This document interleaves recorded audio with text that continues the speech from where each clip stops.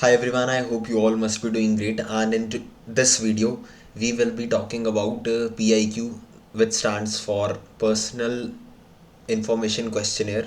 It is proposed by DIPR. ये SSBs में candidates को दिया जाता है फिल करने के लिए. मैं आपको इससे गो थ्रू भी करवा देता हूँ. ऐसा सा कुछ होता है. हर एक चीज़ एक बार डिस्कस कर लेंगे हम.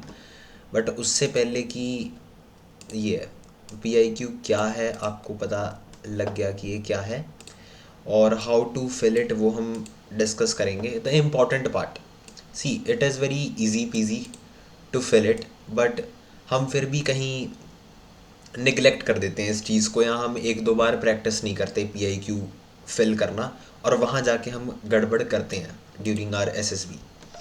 तो this is not the right very right approach. हमें थोड़ा सा ध्यान दे लेना चाहिए.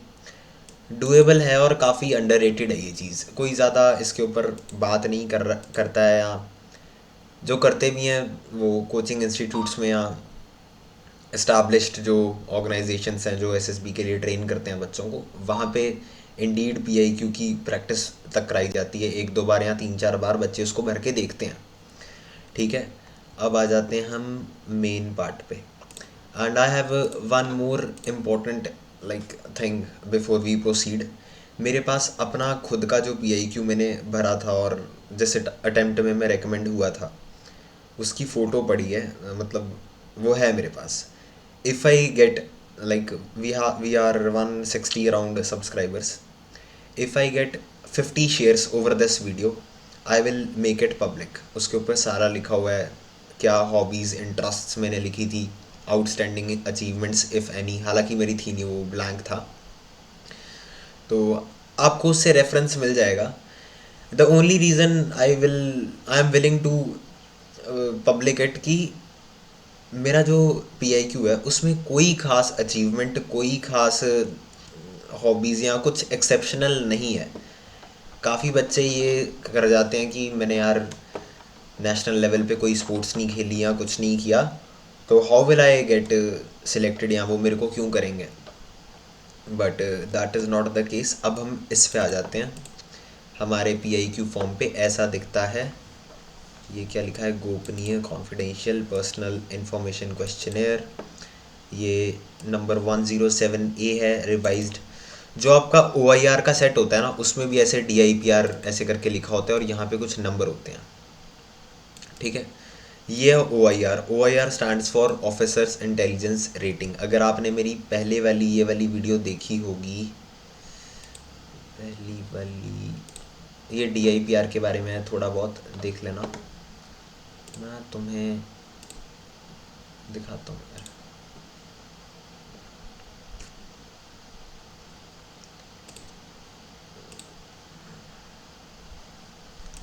ये प्लेलिस्ट है. तो everything you need to know for SSB NDA OT IIM में इसमें मैंने अपना बता रखा है काफ़ी कुछ. अगर ये तुम दो तीन वीडियोस देख लोगे ना, you are good to go. काफ़ी कुछ तुम्हें मिलेगा सीखने को. और ये वाली वीडियो में OIR की बात हुई है और इसमें भी मैंने OIR की बात की है. तो अगर किसी को बिल्कुल ही नहीं पता कि OIR क्या है, तो वो वाली वीडियो जाके देख लेना. तो जब आप वहाँ पे जाते हो तो आपको का बोर्ड बता दिया जाएगा, जैसे selection board, number and place. अगर आप जलंधर जा रहे हो तो 31 या 32 है उधर. इलाहाबाद जा रहे हो वहाँ 18 SSB है, और 32 SSB है, नहीं 34 SSB है वहाँ पे. यहाँ पे बैच नंबर आपका आएगा. जैसे अगर TES वाला है तो HTES 3868 कुछ ऐसे करके नंबर आएगा, वो आपको लिखना है. फिर उसके बाद चेस्ट नंबर जो आफ्टर स्क्रीन इन आपको अलॉट होगा, न्यू चेस्ट नंबर, वो आप यहाँ पे लिखोगे. और अदर यहाँ UPSC रोल नंबर. ये फील्ड्स तो आसान है, ठीक है, ये डुएबल है. आ जाओ सेकंड पे, name in capitals and as in the matriculation certificate. आपका नाम जो मर्ज़ी हो, आपको घर में जो मर्ज़ी बुलाते हों, आपके फ्रेंड्स आपको जो मर्ज़ी बुलाते हों, बट जो आपकी 10th क्लास की मार्कशीट पे आपका नेम है ना, वही लिखना. और आपका फादर्स नेम भी वही लिखना. आगे मैं बताऊंगा. हाँ, ये थर्ड में फादर्स नेम यहाँ पे दोनों ब्लॉक लेटर्स में लिखना. ठीक है.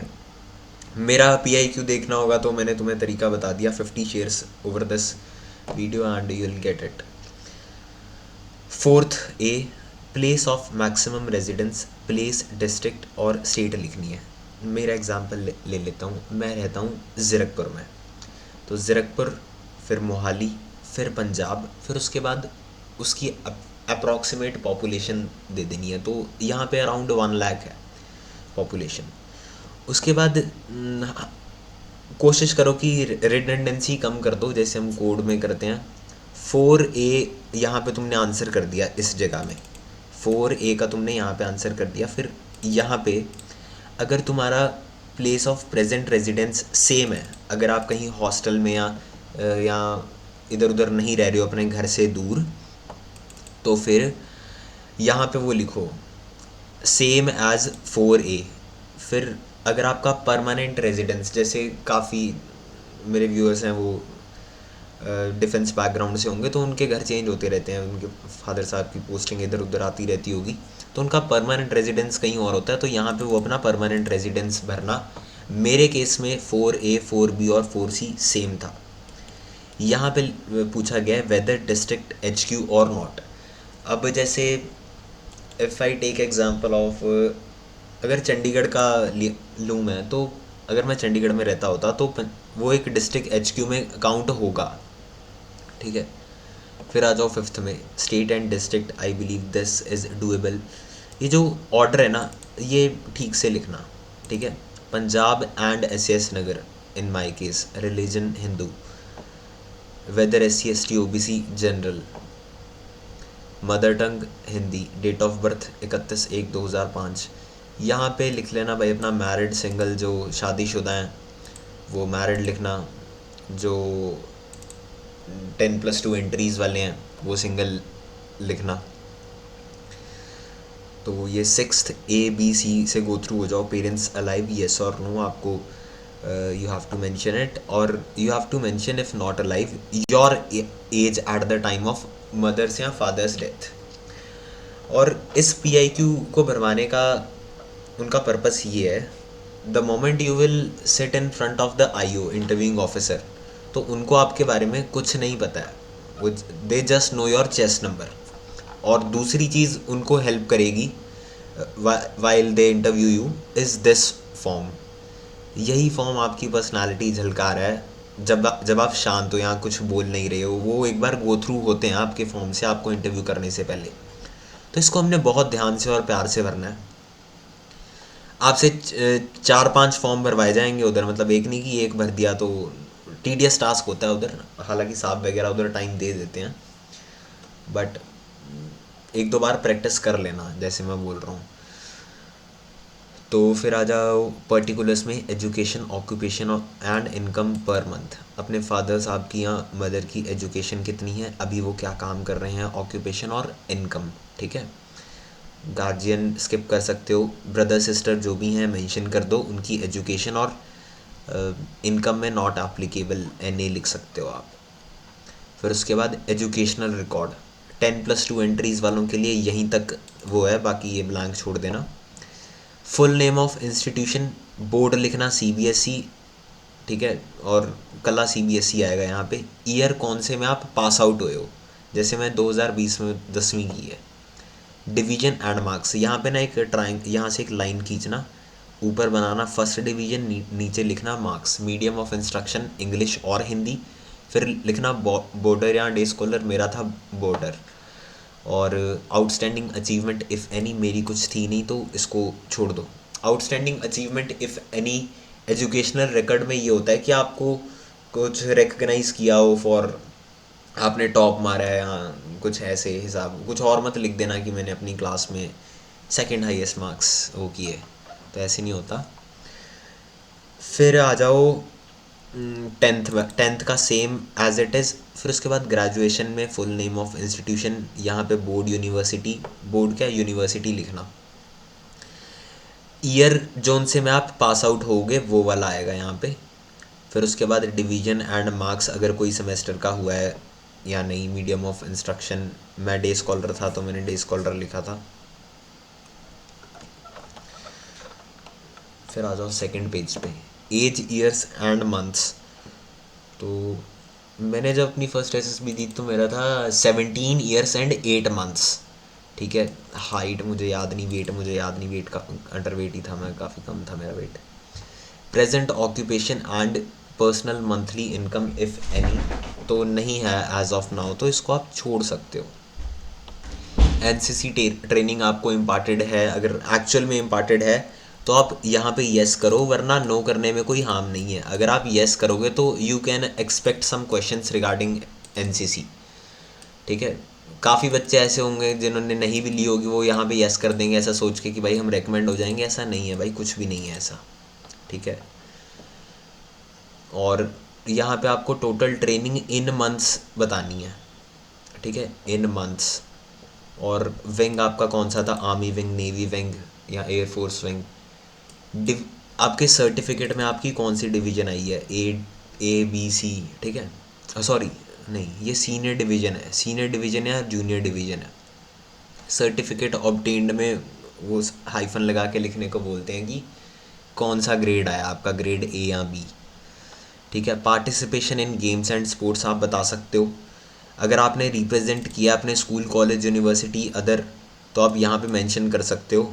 ये ओए वाला खाली रहेगा, कोई दिक्कत नहीं है। Period of duration of participation multiple years तक हो सकता है। जैसे आप किसी स्कूल में हो, वहाँ पे you were part of the basketball team for example, तो आप लिख सकते हो कि फॉर ईयर्स मेंशन कर देना, जैसे 2020 से 2024। ठीक है, अगर आपने इंटर यूनिवर्सिटी या इंटर कॉलेज खेला है तो यहाँ पे लिख देना। फिर आ जाओ हॉबीज़ और स्लैश इंटरेस्ट्स। हॉबीज़ या इंटरेस्ट, देखो हॉबी की अगर टेक्स्ट बुक डेफिनेशन देखी जाए तो it's key what we do in our लेयर time. But in terms of SSB इसको थोड़ा सा रिफ्रेज कर सकते हैं कि what we do in our लेयर time that is productive in nature. जैसे कि अगर आप वेले बैठे हो तो आप गाने सुन रहे हो या you are listening to songs. I know it is good interest, किसी का इंटरेस्ट भी हो सकता है, कोई पर्टिकुलर नीश या जॉनर के गाने सुनने को मज़ा कह सकते हैं, या आप इस पे डिबेट भी कर सकते हो कि भाई नहीं, मेरा तो माइंड फ्रेश होता है, ये तो मेरी बहुत अच्छी हॉबी है। बट यार आप देखो कि आप एक ऐसा इंटरव्यू देने जा रहे हो, एक सिलेक्शन प्रोसीजर है, एक रिग्रस सिलेक्शन प्रोसीजर है, वहाँ पे आप बोल रहे हो कि my hobby is listening music. तो ये काफ़ी वेग सी और उतनी बढ़िया, मतलब आप अपने आप को एक अच्छे स्टांस पे नहीं रख पाओगे इंटरव्यूअर के सामने। तो आपको अपनी हॉबी चूज़ करनी है। अगर हॉबी नहीं है तो अभी चूज़ कर लो, परस्यू कर लो, कुछ ना कुछ सीखो उसके बारे में। मैंने अपनी हॉबीज़ में लिखा था cycling, programming for fun, programming लिखा था और साइकिलिंग लिखा था, यही लिखा था, और एक यूट्यूब भी लिखा था। यूट्यूब मैंने लिख दिया था, बाद में मैं पछता रहा था, बट बाद में वो फेवर में ही गया मेरे। मैं अपने इंटरव्यू के ऊपर वीडियो बनाऊंगा तो उसमें मेंशन कर दूंगा कैसा था। उसके बाद participation in extra curricular activities. अगर आपके कॉलेज, यूनिवर्सिटी, स्कूल में कोई ग्रुप है, कोई डांस ग्रुप, कोई रोटरी क्लब्स होते हैं, या जो कुछ ऐसे ग्रुप्स भी होते हैं जो गवर्नमेंट स्कूल्स में जाते हैं और वहाँ पे बच्चों को पढ़ाते हैं। और और क्या होता है, ड्रामेटिक्स क्लब होता है। ठीक है, टेक क्लब्स होते हैं, जीडीएससी है, एमिटी में तो है नहीं, गूगल डेवलपर्स क्लब वगैरह। और यहाँ पे आप लिख दो अपनी ड्यूरेशन ऑफ पार्टिसिपेशन, ओए इफ़ एनी। ठीक है, ये इंपॉर्टेंट है। Position of responsibility, officers held in NCC, scouting, sports या एक्स्ट्रा करिकुलर ग्रुप या अदर फील्ड्स। अगर कोई है मेरी तरह बिल्कुल सिविल या उस बैकग्राउंड से या सैनिक स्कूल से, तो सैनिक स्कूल्स में तो हाउसेज होते हैं, तो वहाँ पे आपको अपॉर्चुनिटी मिलती है that you become appointment of a house, या स्कूल अपॉइंटमेंट्स होते हैं। ठीक है, स्कूल एडजुरेंट होते हैं, हाउस कैप्टन, हाउस एडजुरेंट्स होते हैं।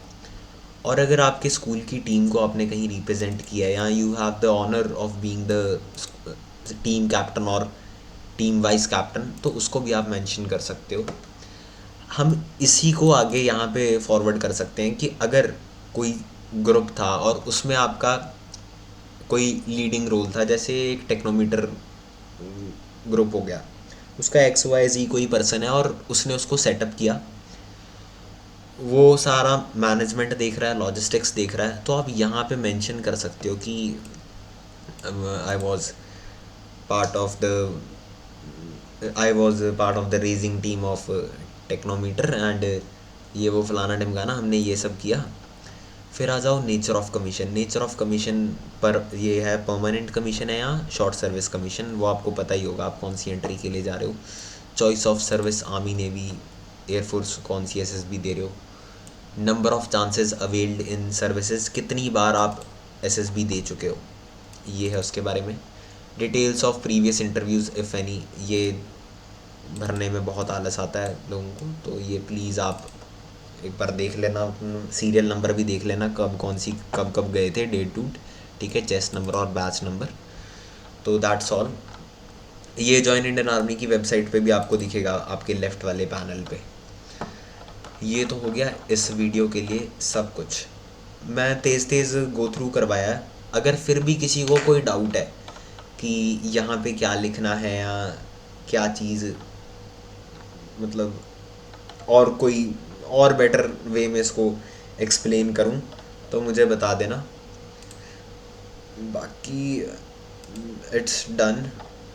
और one more thing, I can send you this, कहाँ गया यार ये, अगर तुम्हें ये चाहिए तुम प्रिंट करा के इसको आगे पीछे प्रिंट करा के इसकी प्रैक्टिस कर सकते हो, तो तुम एक काम करना, मैंने एक ऑटोमेशन बनाया है।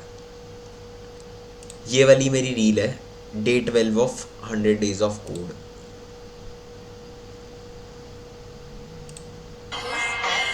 तो day 12 of 100 days of code की ये रील है, इसके ऊपर तुम DM या PIQ कमेंट करोगे ना, तो तुम्हें automatically Google forms sorry docs का लिंक चला जाएगा जिसमें ये फॉर्म होगा, तो इसको प्रिंट करा लेना। और ये जो ऑटोमेशन है ना, ये सिर्फ उन्हीं के लिए वर्क करेगा जिन्होंने फॉलो किया होगा इंस्टा पे, ठीक है। So that's all for this video. Video ज़्यादा लंबी ना बन गई हो, मैं देखता हूँ। And see you very soon in the next video, ठीक है। मेरे एंड सेम्स ख़त्म हो जाएंगे, अब मैं ट्राई करूँगा कि रेगुलरली कुछ ना कुछ मीनिंगफुल पोस्ट करूँ। And if at all this video added some value to your life, make sure you hit that subscribe button if you are new, and make sure you leave a comment। मुझे comment पढ़ने में बहुत मज़ा आता है, ठीक है। Thank you so much, take care, bye bye.